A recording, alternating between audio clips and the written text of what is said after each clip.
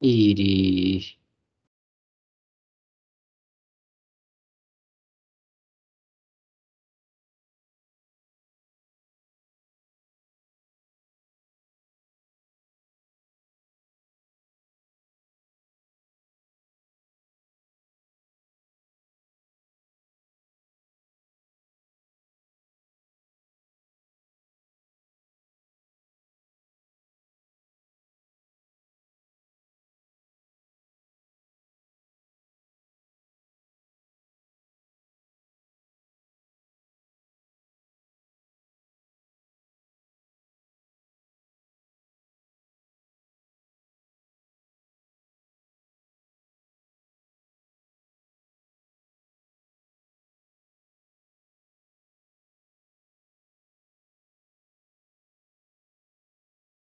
Bismillahirrahmanirrahim. Assalamualaikum warahmatullahi wabarakatuh.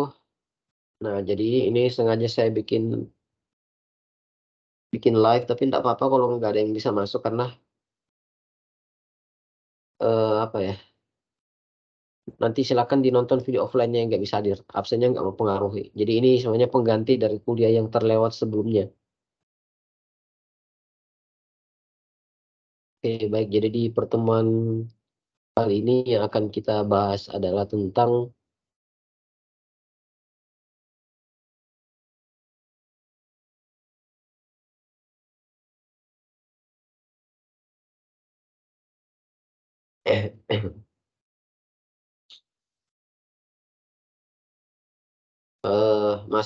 masih dengan steady magnetic field. Nah, di pertemuan kemarin kan sudah kita bahas tentang hukum Biot-Savart bahwa di sekitar kawat berarus itu ada medan magnet. Hukum Biot-Savart dia menggambarkan bagaimana rumusan matematikanya. Nah, kalau dikatakan ada medan magnet di sekitar kawat berarus, berapa besar nilai medan magnet tersebut? Berapa kuat medan magnetnya? Hukum Biot-Savart menjawab pertanyaan tersebut. Nah, sama seperti dalam rangkaian listrik kita tahu bahwa dalam rangkaian tertutup yang ada sumber tegangan di dalamnya maka akan mengalir arus. Nah, berapa besar arusnya? Nah, besar arusnya itu dijawab oleh hukum Ohm. V sama dengan I kali R atau I sama dengan V per R.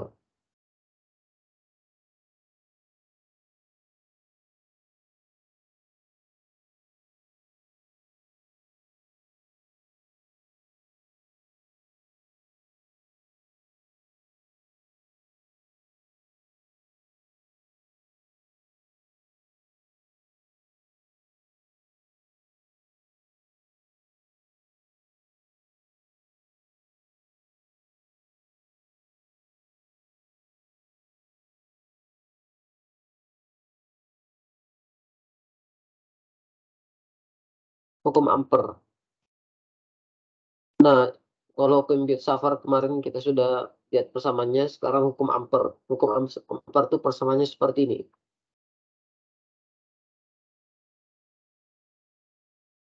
Integral closed loop H dot dl sama dengan I. Apa artinya? H dot dl sama dengan I.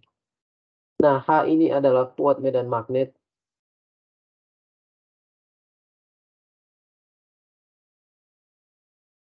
Nah, delta L ini adalah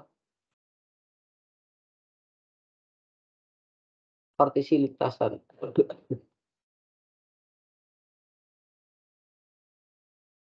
Ini adalah arus.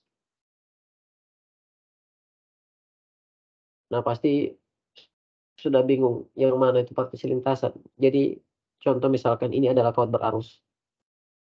Maka dengan kaidah tangan kanan kita bisa menentukan arah medan magnetnya.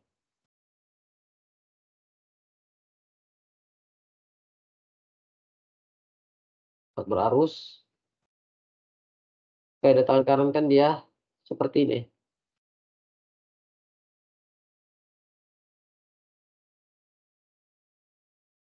Nah,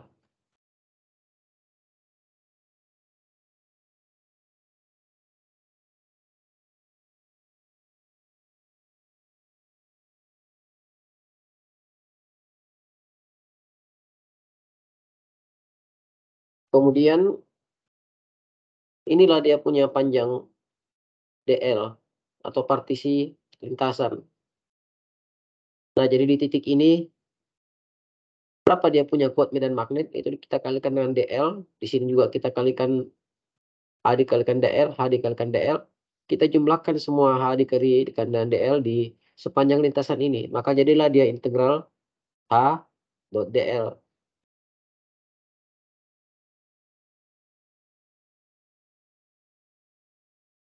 H dikalikan dengan DL.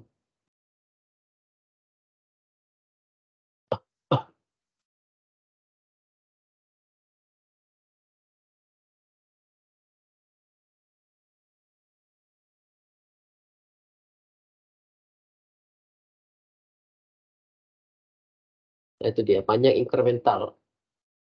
Jadi ini sebenarnya kita bisa tuliskan dalam bentuk seperti ini, sigma H DL. Nah, karena kan pada dasarnya memang sigma, kalau sigma itu dia sama dengan integral,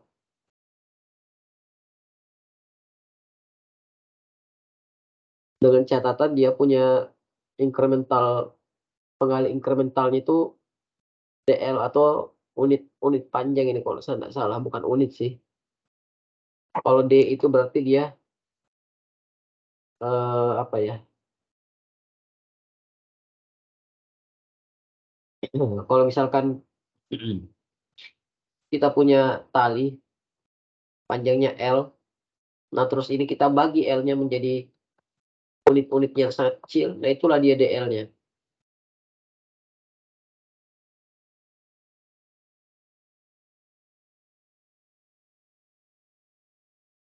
Nah, jadi mungkin bisa tuliskan seperti ini barangkali. D menuju Tahingga, L dibagi dengan D. Nah, jadi seperti itu. L-nya kita partisi menjadi bagian-bagian yang sangat kecil, yang kita sebut dengan DL. Nah, itu dia DL, DX, ya macam-macam lah, tergantung di mana kita gunakan rumusnya. Oke, baik, kita lanjut.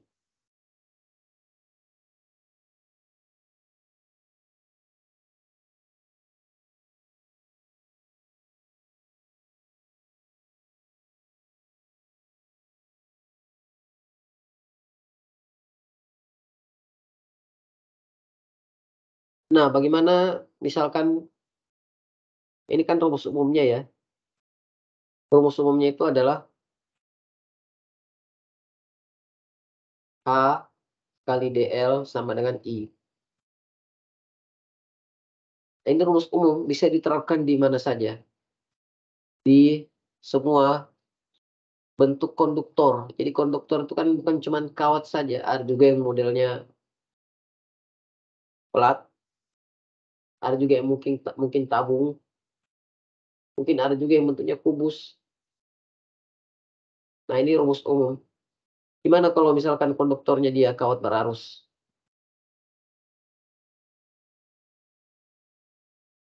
Waduh,